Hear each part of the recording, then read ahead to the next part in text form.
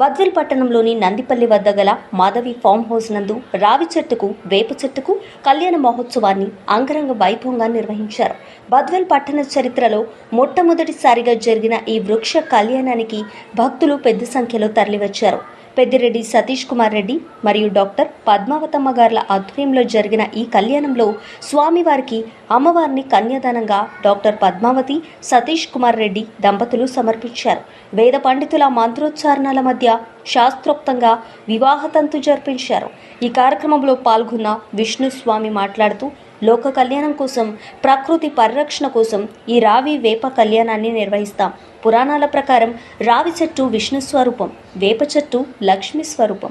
వీటి వివాహం జరిపిస్తే సకల దోషాలు తొలగి సంతాన ప్రాప్తి, సుఖశాంతులు కలుగుతాయి. ఈ కళ్యాణంలో పాల్గొన్న వారందరికీ ఎంతో పుణ్యఫలం దక్కుతుందని తెలిపారు.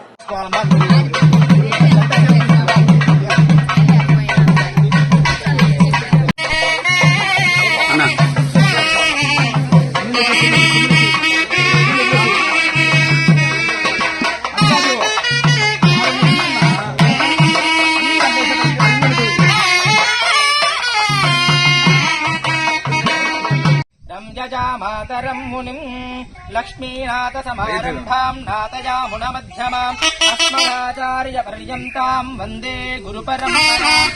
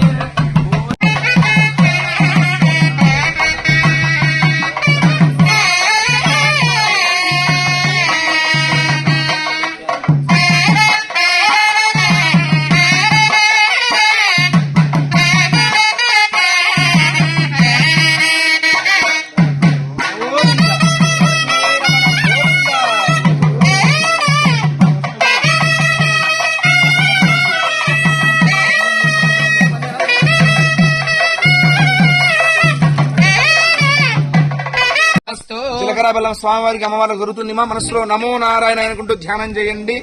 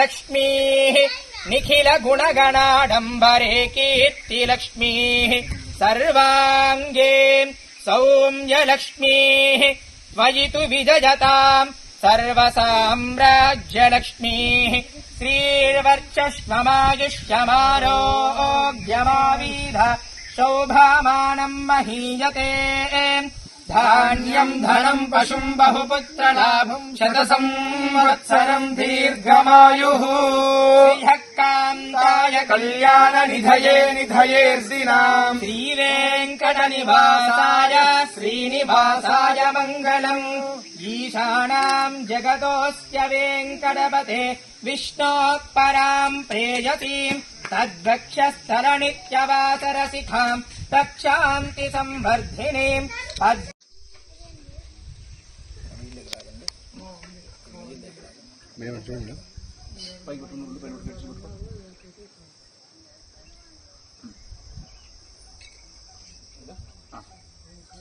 లక్ష్మీరమణ గోవింద గోవింద. లక్ష్మీ అశ్వత్థనారాయణ దేవతాభ్యో నమః. మాంగళ్యధారణం చ కరిష్యే.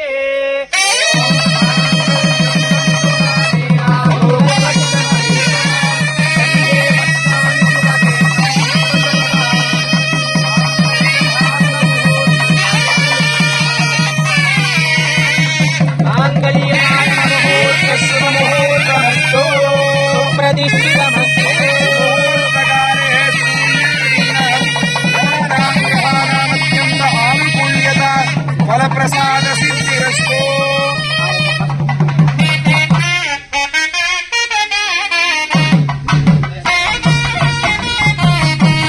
పిల్లలకు తమ యొక్క రాణిగారికి అందరికీ కూడా ఆశీర్వాదం ఇస్తూ ఉండేటువంటి వారు.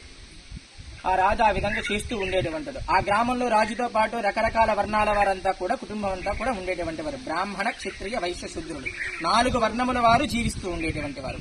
జీవిస్తూ ఉండగా ఆ ఊర్లో ఒక దొంగ ఉండేటువంటి వాడు. ఆ దొంగలలో కల్లా కూడా ఉత్తమమైన దొంగ అతను. ఏం దొంగ? గజ దొంగ అంటారు అతను. అతను ప్రతిరోజు కూడా దొంగతనం చేసేవాడు. మనం ప్రతిరోజు ఏ విధంగా అయితే భోజనం చేస్తామో, మందు తాగే వాళ్ళు ఏ విధంగా అయితే మందు స్వీకరిస్తూ ఉంటారో, ఆ దొంగతనం చేసేటువంటి వాడు ప్రతిరోజు కూడా దొంగతనం చేసేటువంటి వాడు. చేస్తూ ఉండగా ఇదే విధముగా అశ్వత్థనారాయణ కళ్యాణం జరుగుతూ ఉంటుంది ఒక చోట. ఇలాగే ఎంతో మంది భక్తులంతా కూర్చొని కళ్యాణాన్ని వీక్షిస్తూ ఉంటారు. ఒక పండితుడు, ఇప్పుడు మనకు పండితులు అంటే ఎవరు? చాగంటి కోటేశ్వరరావు గారు, గరికపాటి, వీళ్ళంతా కూడా ఎంతో ప్రవచనాలు చెప్పి మన లోకానికి వాళ్ళు ఎంతో ఒక ఉత్తమమైనటువంటి గురువులుగా ఉన్నారు. వారు చెప్పడం ద్వారా మనకు ఎన్నో మనం తెలుసుకుంటున్నాం, ఆచరిస్తున్నాం కొన్ని. అదే విధంగా ఆలయంలో ఒక పండితుడు కళ్యాణం చేస్తూ ఉన్నాడు. కళ్యాణం చేస్తూ ఒక వ్యాఖ్యానం చెబుతూ ఉంటాడు. చెబుతూ ఉంటే ఆ దొంగ ఆ దారిలో వెళ్తూ ఉంటాడు. వెళుతూ ఉండగా ఆ దొంగ దారిలో వెళ్తూ ఉండగా ఏం చేస్తాడంటే, అయ్యో రోజు లేచినప్పటి నుండి మనం దొంగతనం చేస్తూనే ఉన్నాం, ఇంకా మన వృత్తి ఇదే, ఇంకా నాకు ఎవరు ఇస్తారు ఉద్యోగం? ఎవరు ఇరు కదా. ఇన్ని రోజులు పాపాలు చేశాం, ఇదొక్క రోజైనా ఎవరో వ్యాఖ్యానం చెబుతున్నారు పెద్ద గురువు గారు, వెళ్లి మనం ఆ పుణ్యాన్ని కట్టుకుందామని చెప్పి ఆ గుడిలోకి వెళ్లి కూర్చుంటాడు. ఆ గురువు గారు చెప్పేటువంటి మాటలంతా అద్భుతంగా వింటూ ఉంటాడు. ఏ విధంగా వింటాడు? గట్టిగా చెప్పాలమ్మా. అద్భుతంగా వింటూ ఉన్నాడు. తినేసరికి ఆయన శరీరం అంతా పులకరించిపోతుంది. పులకరించిన తర్వాత ఆ స్వామివారి అశ్వత్థనారాయణ యొక్క కళ్యాణం చూసి స్వామివారి యొక్క ఆశీర్వాదం పొంది తీర్థ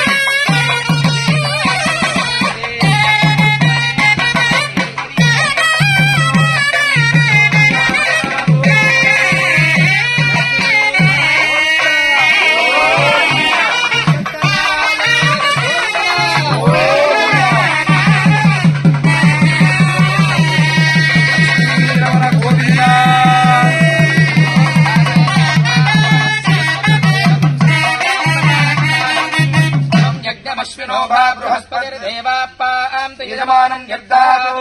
ఓం మహాదేవ్యై చ విద్మహే విష్ణుపత్న్యై చ ధీమహి తన్నో లక్ష్మీ ప్రచోదయాతు. నారాయణాయ విద్మహే వాసుదేవాయ ధీమహి తన్నో విష్ణు ప్రచోదయాతు. ఓం శ్రీ మాంగళ్య దేవతాభ్యో నమః. గుణజీరక దేవతాభ్యో నమః. వేదోక్త సువర్ణ మంత్ర పుష్పాంజలిం సమర్పయామి.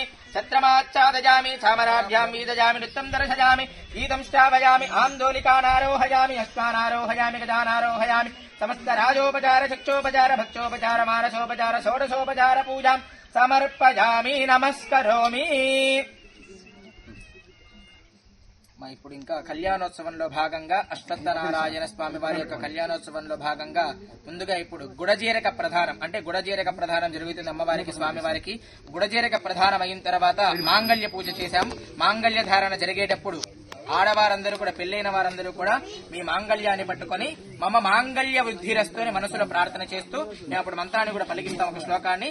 అందరూ కూడా ఆ శ్లోకాన్ని చెప్పుకుంటూ మాంగళ్య దేవతాభ్యో నమః మమ మాంగళ్య వృద్ధిరస్తు నమస్కారం చేసుకోండి. ఇప్పుడు స్వామి వారికి అమ్మవారికి గుడజీరక ప్రధానం జరుగుతుంది. అందరూ కూడా చూసి వీక్షణ చేయండి.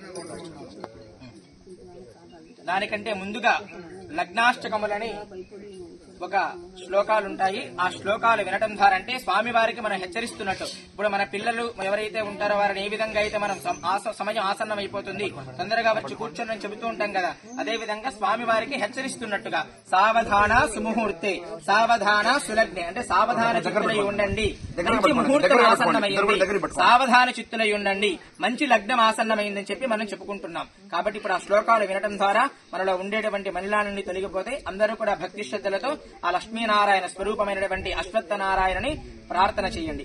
ఓం తదేవ లగ్నం సుదినం తదేవ తారాబలం చంద్రబలం తదేవ విద్యాబలం దైవబలం తదేవ లక్ష్మీపతే తేంద్రియుగం స్మరామి. సావధాన ముహూర్తే సావధాన లగ్నే సావధాన శ్రీ లక్ష్మీనారాయణ ధ్యాన సావధాన అశ్వత్థ నారాయణ ధ్యాన సావధాన కృష్ణస్య దయాపరస్య భువనాదీశస్య పుణ్యాత్మన శ్రీనాథస్య ముఖారవింద విజితం శ్రీసోదరస్య ప్రభో శ్రీమత్పంకజలోచనస్య బహుధానంతాని నామాని వో నానామంగళకారకాని సతతం కుర్వంతు వాన్మంగళం. సావధాన ముహూర్తే సావధాన లగ్నే సావధాన అశ్వత్థ నారాయణ ధ్యాన సావధాన దేవీ చ సరస్వతీ చ గిరిజా అహల్యా చ మండోదరి పాంచాలి ఘట సంభవశ్చ రమణీ సీతా శచీరోహిణి తారాసాగర మేఖలా గుణవతీ దేవక్షుషారుంధతి